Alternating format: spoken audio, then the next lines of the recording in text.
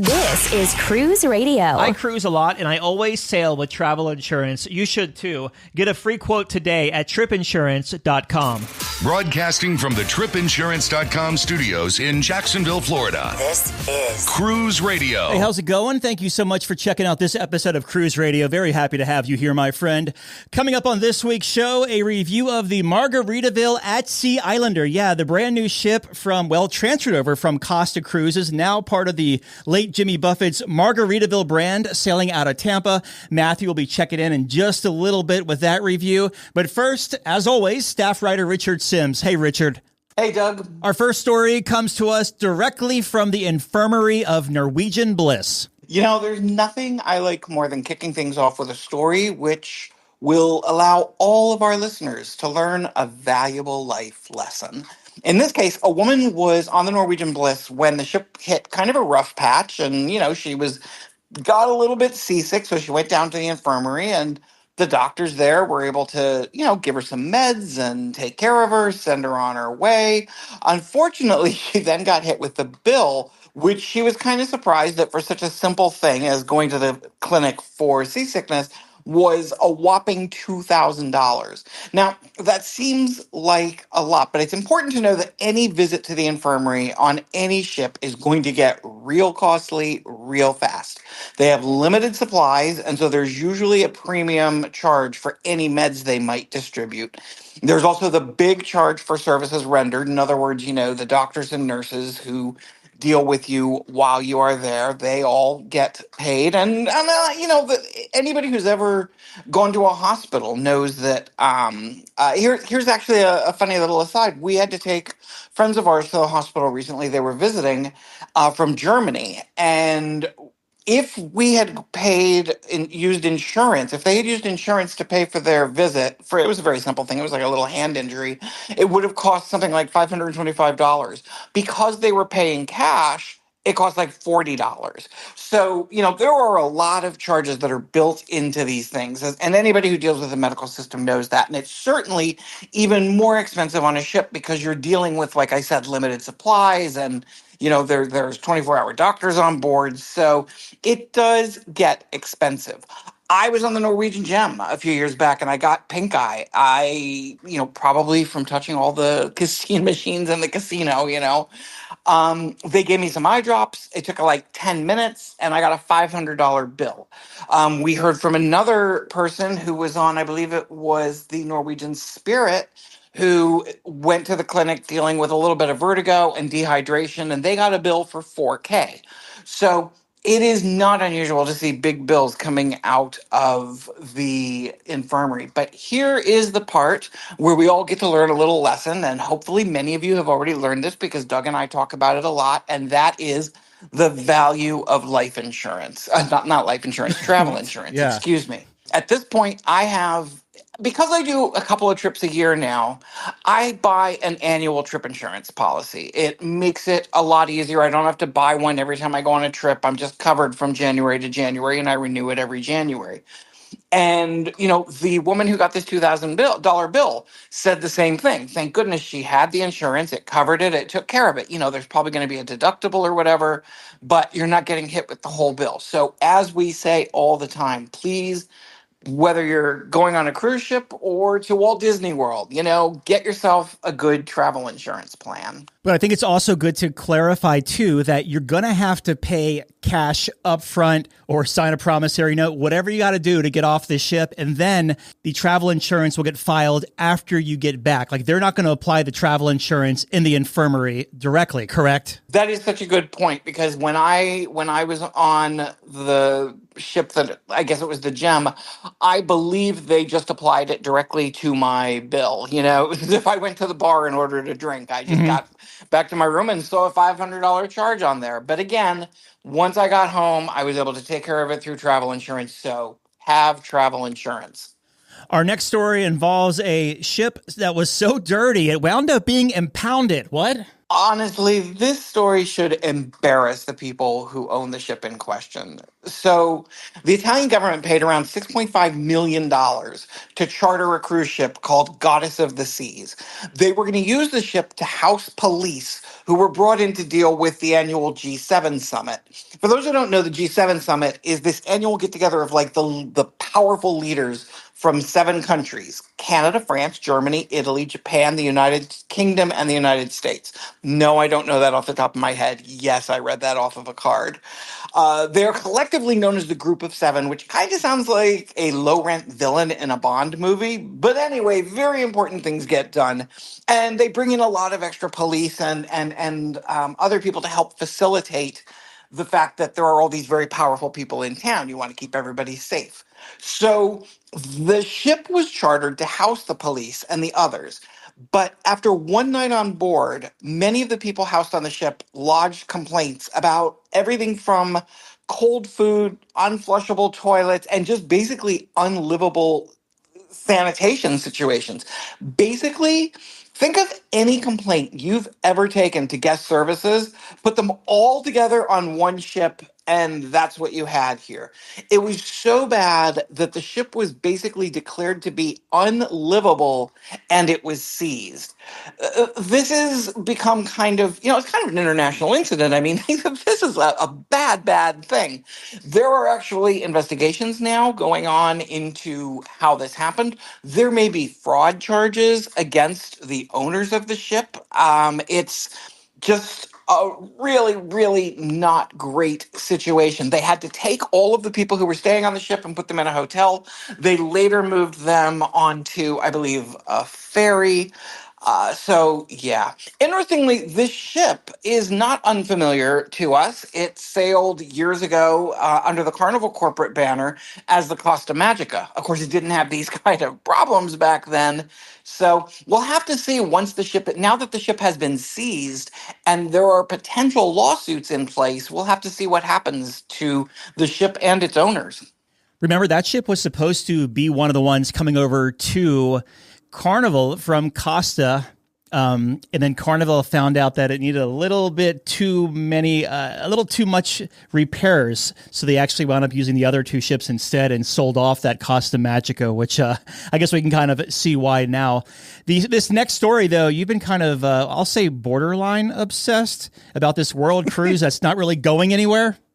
It is so true. I have been obsessed with this. And my obsession dates back a little while to even before this story began. So, if you're a regular listener, you'll remember that last week, the folks at Villa V, who are behind this 3-year, sell everything you own, move on our ship, and live there for 3 years while we take you around the world.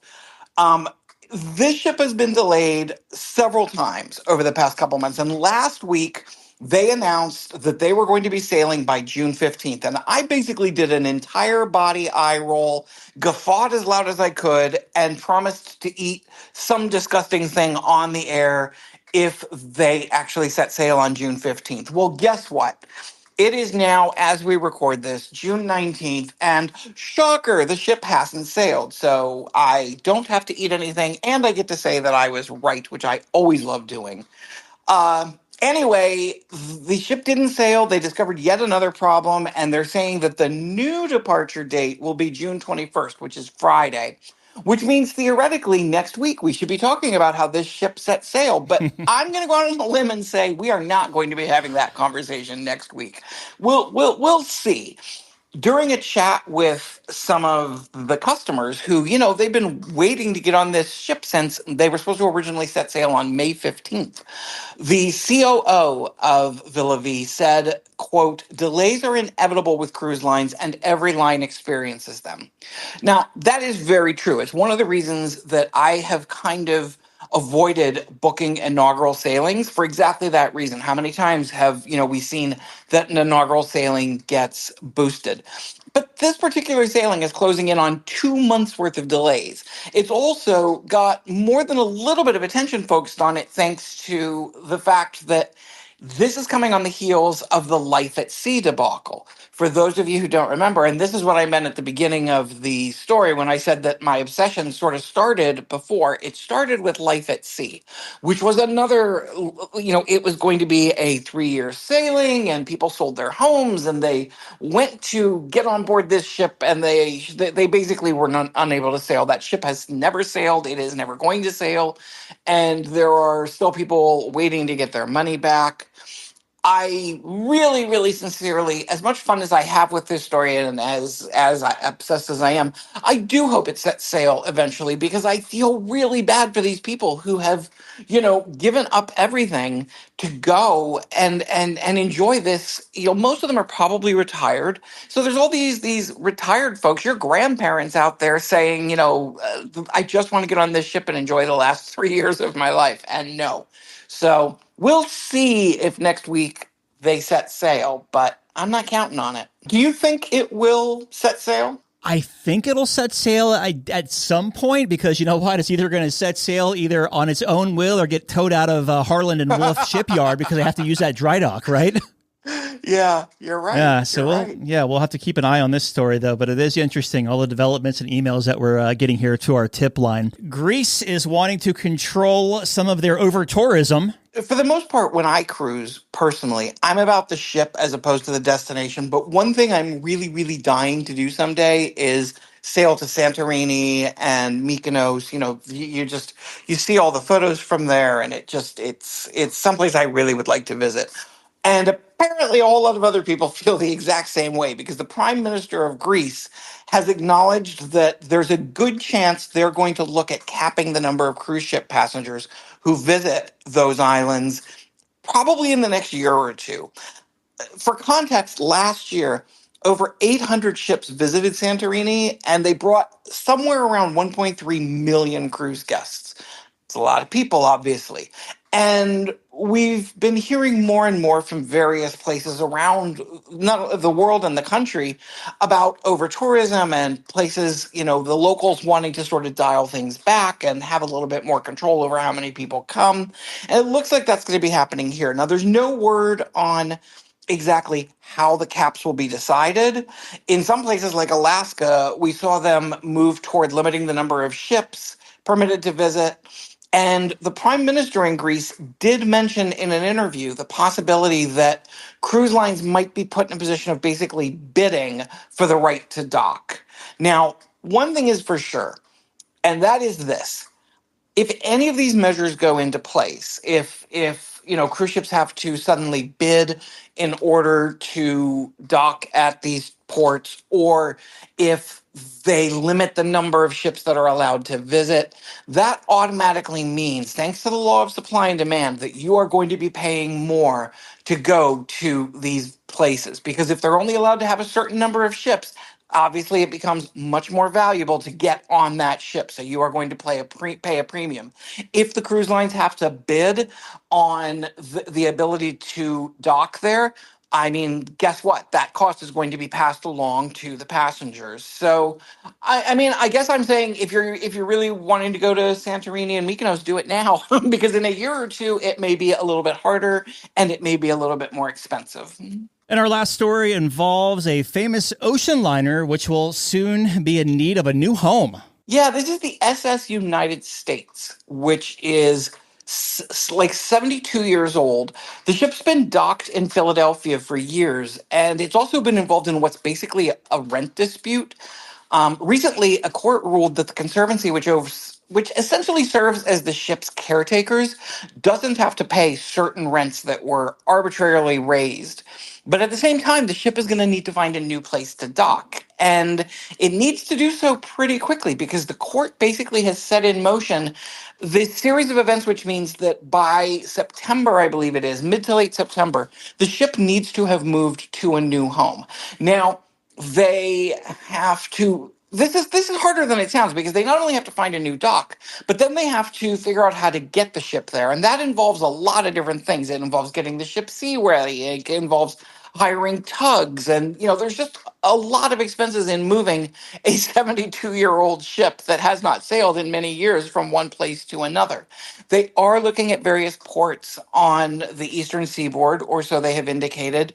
They haven't really given a lot of details as to exactly where. For several years now, there's been talk about, getting this ship to a port where they can then sort of work to turn it into a hotel and maybe have a restaurant on board, things like that. So that because it's already a historical landmark, now they want to find a way to sort of create a situation where it can pay for itself as opposed to simply, being a drain on a conservancy. So, the next couple of months will be a very important time for the SS United States. And I'm sure they'll be doing some fundraising to try and get more people involved in the conservancy in order to find the ship a new home. Let me ask a question, and I don't mean to sound disrespectful or cruel to anyone involved with the organization, but the ship retired in 1969. That was a long time ago, and we're constantly just dumping all this money into it. It can't make the payment at the pier. A couple of cruise lines have tried to revive this project, Crystal and NCL for two of them, neither of which said they could do it because it would just cost way too much money to get this thing back up and going. When do you cross the line and say, you know what, we just have to say goodbye? I completely agree. Here's the interesting thing for me. If this were the world's last ocean liner, then I might be like, okay, we need to make efforts to preserve it. But there is one last ocean liner out there, the Queen Mary 2, which I'm actually sailing in a week or two, and I'm very excited because it's kind of old world and old school, and it is the only ocean liner remaining in the world. Now, when it comes time to decommission the Queen Mary, then I think, then it's worth having a conversation because it is the last one. In this case, the SS United States isn't the last one. It wasn't even the last one when it was decommissioned, So I've seen pictures of it. I've seen video of the inside, and it does feel as if the amount of money it would take to make it habitable, say as a hotel or something like that. I can't imagine, you'd have to have an investor with very, very deep pockets to make that happen. I wish them the best of luck. I think it's a great idea. I love the idea of old cruise ships being turned into, something modern and usable. But in this case, I just think it might be time to, it might be time to say goodbye. Listener question comes from Marvelyn in Kansas City. She says, with all the facial recognition technology out there, am I able to just opt out of this? Yes, you can. I know people who are not comfortable using facial recognition. They also, I actually have some people in my extended family who will only go through and insist on being hand searched. They just don't trust, the various machines that are used. So yeah, you can do it. And you can do that at the airport. You can do it at the cruise port. You can just tell them, I would prefer not to use facial recognition. And they will direct you usually to, the nearest customs officer who will do the whole old fashioned thing. It'll slow you down a little bit, and it will slow down the rest of your party if they're waiting for you. Or they may do what my family would do and just say, yeah, see you later. But yes, it is 100% possible, at least as of now. You never know. They may get to a point where they say, no, this is what we are doing and you have to accept it. But as of now, no, you can totally get around it. That reminds me of when you said that you say, all right, see you later. My buddy Matt, who travels with me a lot, he actually will not get global entry. And he's just lazy. Like there's no other way around it. He just doesn't want to do it. He doesn't want to do the interview and all this stuff until we get into an international gateway like JFK or Charlotte or Atlanta, where in Charlotte a couple of months back, we land and I have global entry. There was no one. It said 0-minute wait for global entry, and it said 96-minute wait for everyone else with just the passports. And he was like, are you going to wait with me? I'm like, yeah, I'll be waiting in the lounge on the other side of this, not waiting in line with you. Sorry, buddy. Yeah, there's friends, and then there's, No, he's been my friend my entire life, but yeah, exactly. Not a... if I'm married to you, maybe, but otherwise, that's it. All right, staff writer Richard Sims, as always, thank you, man. I guess next time we talk, you'll be just days away from your Queen Mary sailing. I will, and I'll be trying to lose 116 pounds in those days. So let's see how it goes. Talk to you later, man. Have a tip or a lead on a news story? Let us know. Email tips@cruiseradio.net. A big question we get at Cruise Radio is, how do I know if I need trip insurance? Simple answer. If you're getting on a plane, taking a road trip, or getting on a cruise ship, you need to have travel insurance. Hey, it's Doug Parker from my friends at tripinsurance.com. Not only does tripinsurance.com protect your vacation investment, but it also gives you peace of mind in case anything were to go wrong on your trip.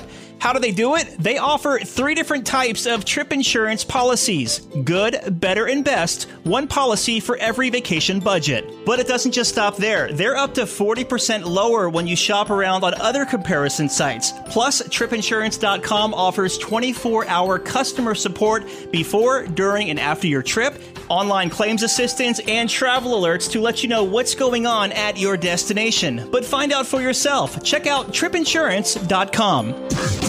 Have a question or a comment for the show? Yeah! Send an email or voice memo to Doug@cruiseradio.net. Matthew just returned from the brand new for Margaritaville at Sea, the Islander, a ship out of Tampa. That is the Margaritaville at Sea second ship. It used to be the Costa Atlantica. Here it is in Florida now and sailing year-round. Matthew just returned with his family. How you doing, buddy? Doing well, Doug. How are you? Good, man. Excited to hear all about this ship. I sailed this ship exactly 10 years ago, so I'm curious to see the differences of when it was a Costa ship to where it is right now with the Margaritaville at Sea Islander. So we'll start as we always do. Give us some pre-cruise thoughts. What made you want to book this inaugural voyage on the Margaritaville at Sea Islander? Yeah, my wife and I are longtime parrot heads.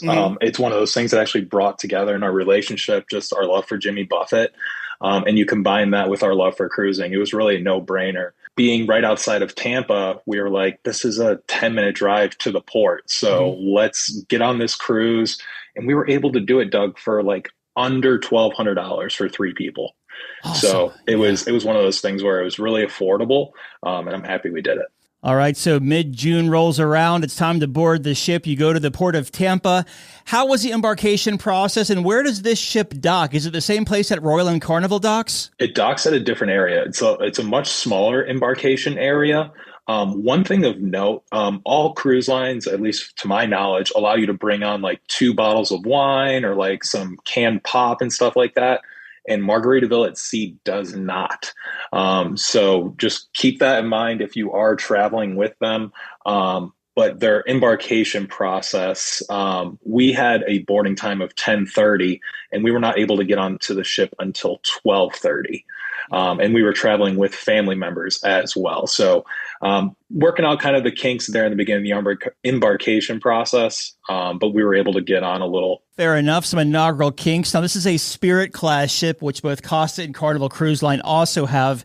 With that said, what were your first impressions as you boarded, and have you ever sailed a Carnival Spirit class ship before? We have sailed Carnival Spirit class ships, so it felt extremely familiar, right? And that's what we really enjoyed about it. We get on the ship and we're greeted with flower lays, champagne, and a rockin' atrium. Doug, I'm sure you're familiar with that atrium. It's really beautiful, and it's all rethemed. The whole entire ship is rethemed, but just like a lot of energy. The staff was extremely friendly right off the bat. And we were really just like looking at each other and going, this is beautiful. Like, this is going to be a great time. You mentioned you booked the cabin for under $1,200. So what kind of cabin did that get you? And how was your experience through the 4 nights? Yeah, so we booked the breezy balcony cabin. Our family who was traveling with us also booked that same area. The idea was that we were supposed to have rooms next to each other. And because of our issues in embarkation, our rooms actually got split up. So right there at the top, Margaritaville at Sea upgraded everybody in our party to the drink package, which was a major cost that we didn't have to pay. And we also all got upgraded to the Grand Terrace suites. So we started off in that breezy balcony, but because of the issues that we had, they gave us that complimentary upgrade. And these rooms, Doug, they are outfitted to the 10s. It really kind of has that new kind of like apartment smell to it because of all the furniture.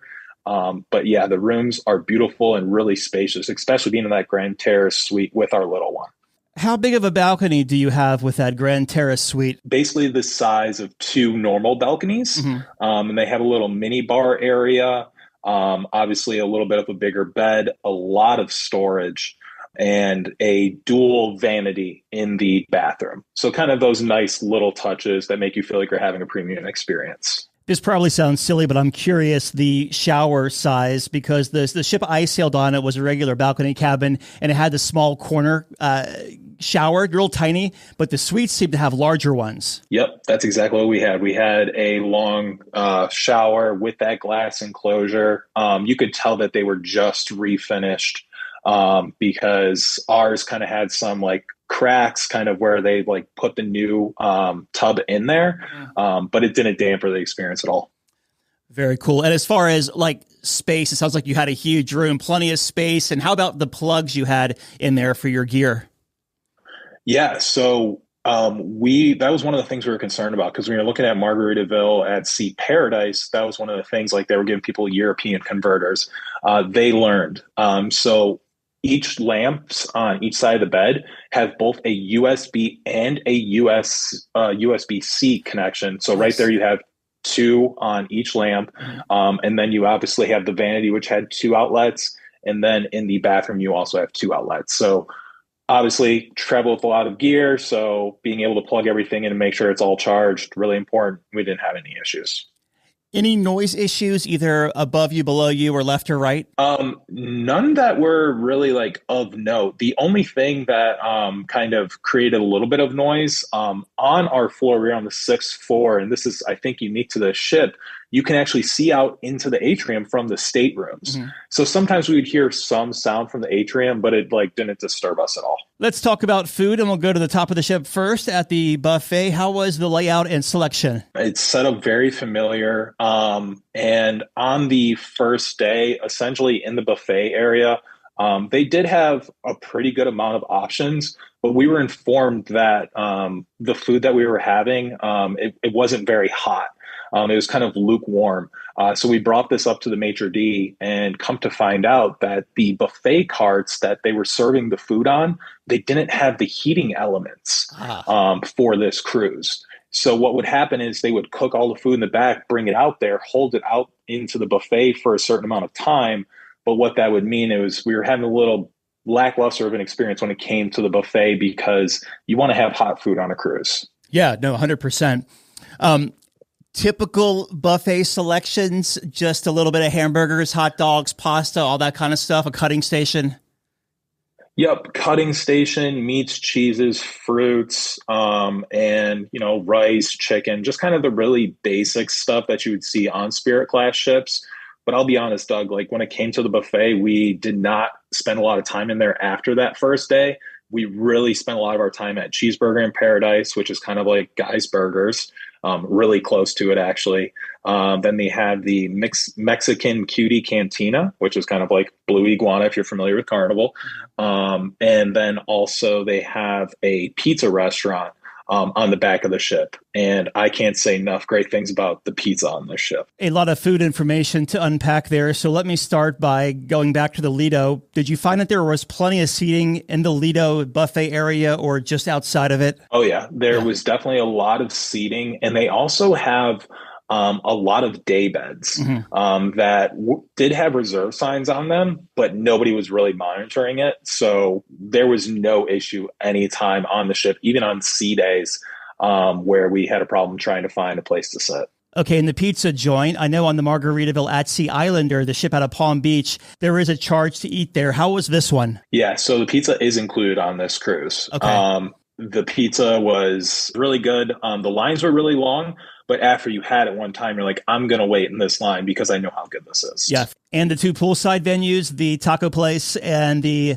burger place, was that included as well? So both Cheeseburger in Paradise and the Mexican Cutie Cantina were all included in the price. Okay, I'm very impressed. I was under the impression that the buffet and main dining room would be free, and then everything else would be surcharged, including the poolside things. And speaking of, how was the main dining room experience? Yeah, so I kind of want to divide these into two, because we also had the main dining room breakfast.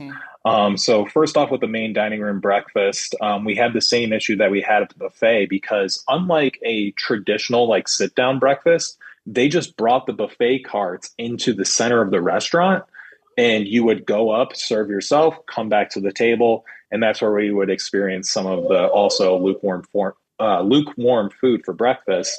And then in the main dining room for dinner, that is where you had a pretty limited options when it came to the actual like food options. But everything that we had in there, the portions were somewhat small, but it was enough to keep you satiated and satisfied. And we were traveling with a lot of first-time cruisers, and we had the maitre d' come up to us every single night we were in there, listening to our feedback and saying that they are working to improve these things. So that went a long way in terms of making us feel better about the overall experience. How did the entertainment stack up for y'all for the 4 nights? The entertainment squad, like the people that would actually like facilitate all the activities, were absolutely incredible. There was no shortage of things to do on the ship, whether it was morning, afternoon, or night. And then I have to give props to the theater production. They had been together as a group for a month, according to the cruise director, and to see what they put out on that stage, we were really impressed. How about other venues outside of the theater, whether it be music or trivia or what have you? Yeah, so obviously it's a Jimmy Buffett themed cruise, so live music is in every corner of this ship.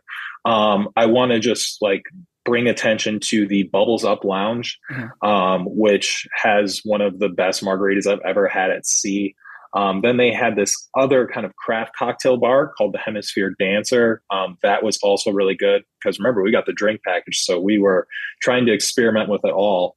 And also just in terms of the other food options, they had sushi that you could pay for, which was also top notch.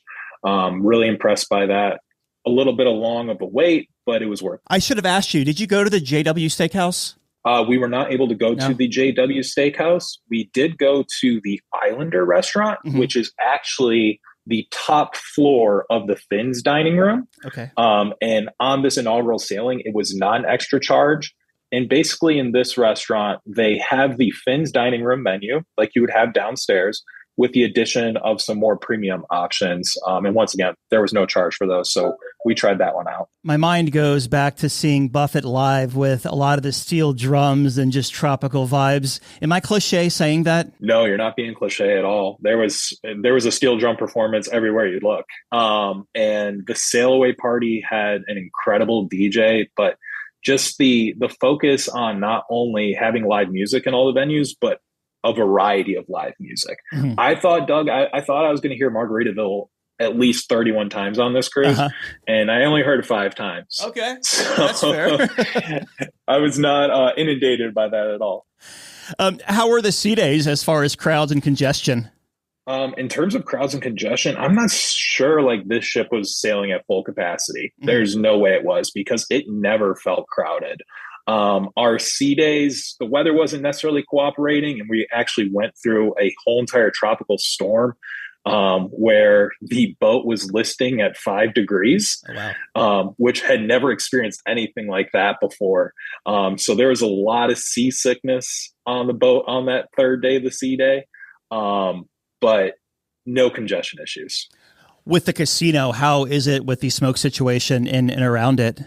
Didn't experience any issues with smoke in there. Obviously, we have a little one, so we try to move through the casino as fast as possible. I can say, though, Doug, like the casino was not busy this whole entire cruise. And for people that we were traveling with, they went in there and they took $1,000 plus out of that casino.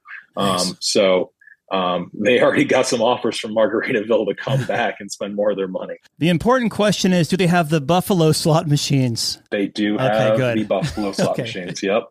Does Margaritaville have their casino program linked to any shoreside or land-based casinos? I'm not entirely sure, but I did meet up with some other cruise bloggers, JJ Cruises, and they confirmed that they told Margaritaville at Sea that they had a certain amount of loyalty with, I believe it was Royal Caribbean, and they were able to get a comp cruise and free play onto their account just for having that loyalty. So that's good. That's about as far as I know. Yeah, Celeste, that's great information there. You just had one port of call on this 4-night cruise over to Cozumel. How was your day there? Yeah, so in Cozumel, we left the port area pretty quickly. We were the only ship in port.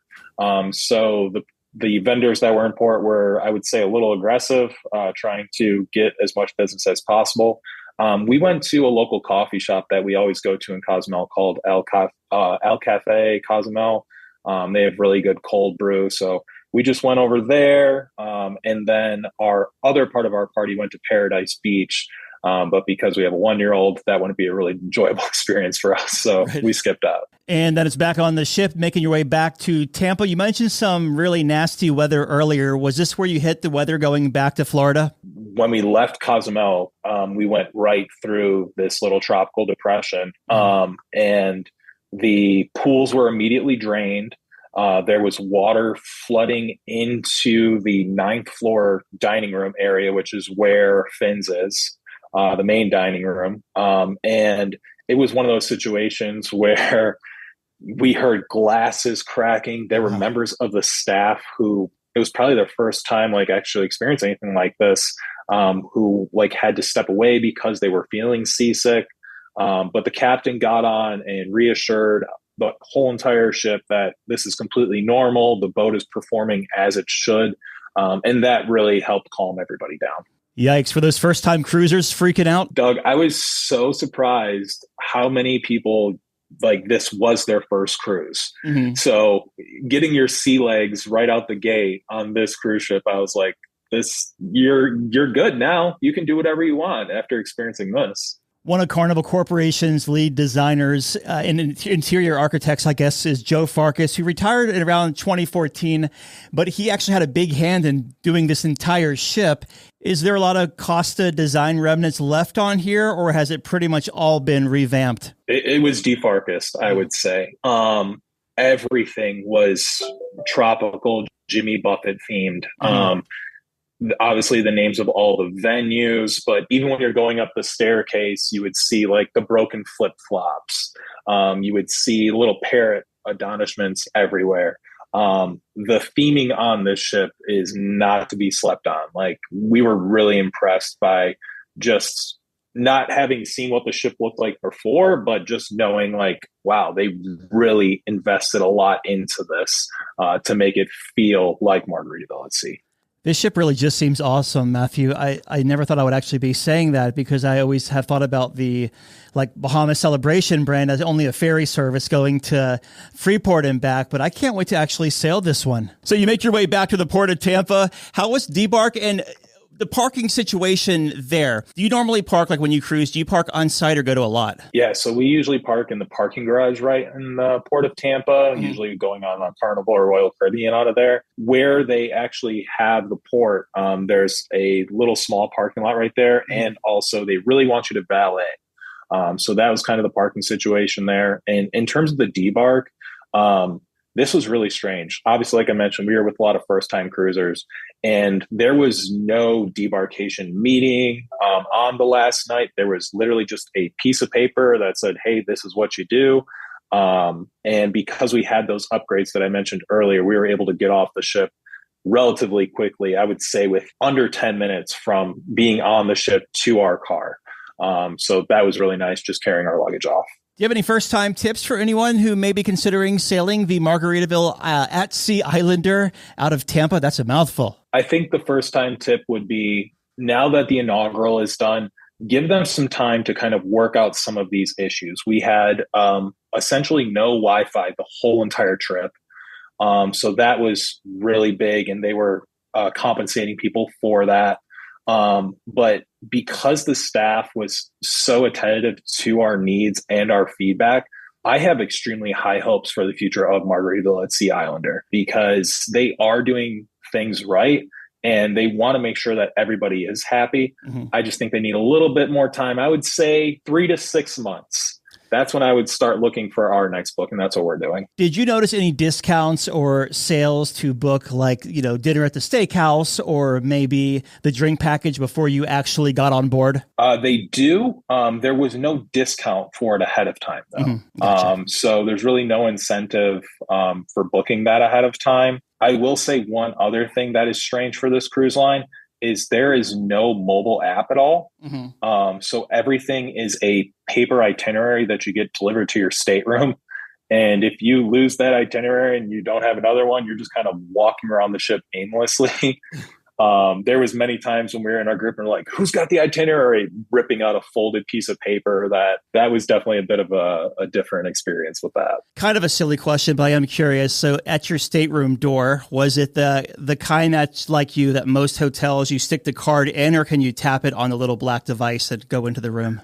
This was stick the card in. Gotcha. And I'm happy you brought it up because we had a lot of issues with the card not working, having to go to guest services being understaffed. Mm-hmm. And because they had no Wi-Fi, Doug, for the first 2 days of this cruise, they were writing out paper receipts for everybody. Oh, wow.